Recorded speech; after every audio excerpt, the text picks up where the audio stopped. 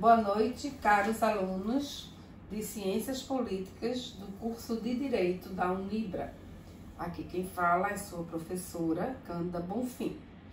Vamos iniciar nossa segunda unidade estudando a Constituição, os seus significados, as suas origens históricas, bem como as suas principais características.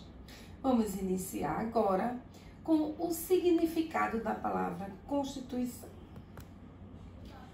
A palavra Constituição possui vários significados. Pode ser o processo pela qual se constitui ou se forma alguma coisa. Essa palavra Constituição pode ser usada para fazer referência tanto à nomeação ou designação. Por exemplo, ele me constituiu como sua advogada. A palavra Constituição também pode ser um conjunto de normas reguladoras de uma instituição, de uma empresa, de uma corporação. Essas normas que vão ditar os procedimentos contidos nessa instituição ou nessa empresa.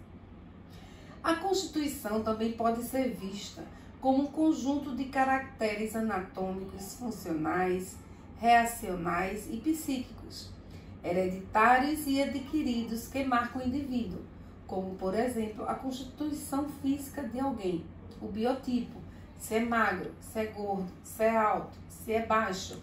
Então, a palavra Constituição, nesse caso, serve para definir a estrutura física de uma pessoa. A Constituição como carta magna. Essa sim é significado que vai nos interessar, porque é definida como a lei fundamental e suprema de uma nação, onde contém as normas relativas à formação dos poderes públicos, forma de governo, distribuição das competências, direitos e deveres dos cidadãos. Para chegarmos até essa conceituação, fazemos um longo caminho, uma longa jornada, desde a origem histórica na antiguidade, de como surgiu a palavra Constituição, bem como a constitucionalidade, constitucionalismo, que antecede a palavra Constituição. Vamos ver agora a questão das origens históricas dessa palavra Constituição. Na antiguidade, havia uma grande concentração do poder dos seus governantes. Então, o governante fazia a lei, ditava a lei, ele julgava e executava a sentença dada pelo seu julgamento. Então, como limitar esse poder? Como fazer para que os cidadãos garantam seus direitos? Então, desde a antiguidade, alguns historiadores falam na civilização hebraica que pela primeira vez o líder tem um poder acima dele, quando Moisés recebeu os 10 mandamentos, que significava a norma suprema além do líder, além do rei, do imperador ou do faraó. A civilização grega teve sua grande contribuição também, bem como a Idade Média. Já mais voltada à era moderna, nós temos o século XVIII, o liberalismo, que dá uma visão geral da liberdade que as pessoas começavam a ter. Dentro do liberalismo é visto o individualismo no campo social, a livre concentração de riquezas no campo econômico. No campo político, as garantias das liberdades individuais. Pensamento de garantias de indivíduos ganha força, implementadas pela burguesia, que via uma maior liberdade para o livre comércio de suas mercadorias. Então, precisava-se limitar o poder do Estado na livre circulação de mercadoria e também na maior garantia do direito individual, limitando o poder do Estado. As bases filosóficas quanto econômicas para que o constitucionalismo possa se erguer, se emergir.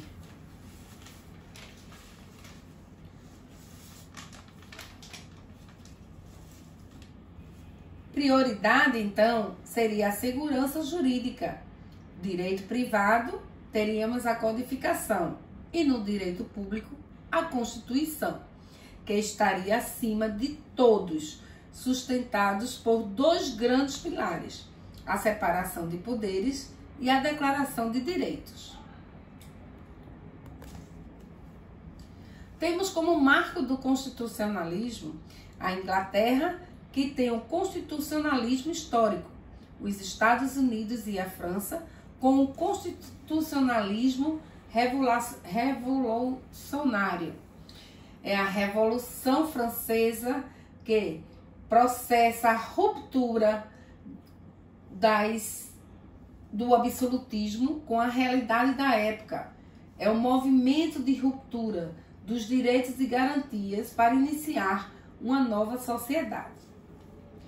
Já Montesquieu, em 1728, fala da separação dos poderes. Isso inspira a realidade inglesa, mas sua teoria vai ser adotada também pela França e pelos Estados Unidos, como inspiração dos seus movimentos revolucionários e na formação de suas constituições. Na Inglaterra, a Carta Magna de 1215 conta a história do rei João Sem Terra e seus súditos. O rei João Sem Terra era o irmão do rei Ricardo Coração de Leão. Como o rei Ricardo Coração de Leão não possuía herdeiros, ou seja, descendentes, filhos, ele, quando morreu, deixou o trono para o seu irmão, rei João Sem Terra. Era o título apelidado porque diziam que o seu irmão Ricardo teria tomado todas as suas terras do rei João. Então, o rei João era uma pessoa absolutista, certo? E fazia várias e várias tiranias com o povo. Daí, a parte mais rica da Inglaterra se reuniu e formou um parlamento, formando então 63 normas. Uma dessas normas dizia o seguinte: não pode haver tributação sem autorização, ou seja, o rei não era dado tributar sem autorização do parlamento. E também garantido o devido processo legal. Então, já aí em 1215 já se falava do constitucionalismo. Nos Estados Unidos, em 1776, houve a Grande Reforma, dando a criação da Constituição Americana em 1787, onde absorvia as teorias de Montesquieu no que diz respeito à separação dos poderes. Então, instituiu-se o federalismo, a rígida separação dos poderes e o presidencialismo. Na França, com a Declaração do Direito dos Homens e do Cidadão, manifesto de liberdade frente a qualquer absolutismo do Estado. Então, a Revolução Francesa trouxe essa liberdade, essa declaração. E em 1791 foi feita a Constituição da França, a primeira Constituição escrita da Europa, onde limitou os poderes reais e estabeleceu o princípio da separação dos poderes. Aí está a Constituição Francesa. Para citar e lembrar a vocês, o rei Luís XIV dizia, sempre uma frase que virou mártir para todos a Europa: o Estado sou eu. O que ele quis dizer isso aí? Ele queria dizer que ele fazia as leis, ele julgava e ele executava todas as funções. Então, ele era totalmente absolutista ao dizer o Estado sou eu. Então, com a nova Constituição Francesa, em seu artigo 16, afirma que qualquer sociedade em que não esteja assegurada a garantia de direitos e nem estabelecida a separação dos poderes, não tem uma Constituição. Vejamos que é uma coisa muito forte para ser dita e está dentro de uma Constituição. Então, aquele país cuja sociedade não assegurava a garantia de direito nem estabelecia a separação dos poderes, não tinha uma Constituição. Poderia ter qualquer outro documento, mas não a denominada Constituição. Primeiro conceito, então, surgiu da Constituição, fundamentada nesses dois pilares: a garantia de direitos e a separação dos poderes. Um conceito liberal, garantista e polêmico para a época, porque saíam do absolutismo para o liberalismo. Com isso, vários outros conceitos foram se aprimorando até chegar ao conceito moderno de Constituição, que vamos ver logo mais. Então, resumindo, podemos dizer que o constitucionalismo é um movimento jurídico e político com o intuito de limitar o Estado, fixando uma Constituição escrita. Já o constitucionalismo moderno, constituições passaram a ser escritas e formais, passaram a conter as funções do Estado e o princípio da separação dos poderes, aplicou-se o sistema democrático representativo. Então, vemos no conceito moderno o que seria a Constituição. A lei fundamental de um Estado contém normas e princípios de estrutura do Estado, a forma do Estado, o sistema do governo, os direitos e as garantias fundamentais.